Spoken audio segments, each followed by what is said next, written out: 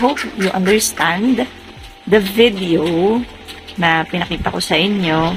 Like, ikot lang naman yun. So, if you want to connect your Cameo phone machine sa Bluetooth device nyo, sa laptop kasi mas madali siya because most yung mga laptops natin ngayon ay may Bluetooth built-in na sa loob. Okay?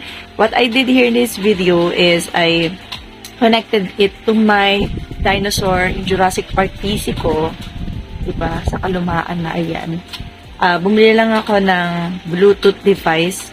Pwede naman umorder sa Shpee yan or bumili sa mall. Sa Octagon meron yan. Okay, device lang siya na maliit na isasaksak mo sa USB port ng CPU mo. Tapos, ika-connect mo siya doon sa Cameo form. So, goodbye. See you on my next video. So, ganito ko niligpit yung aking machine.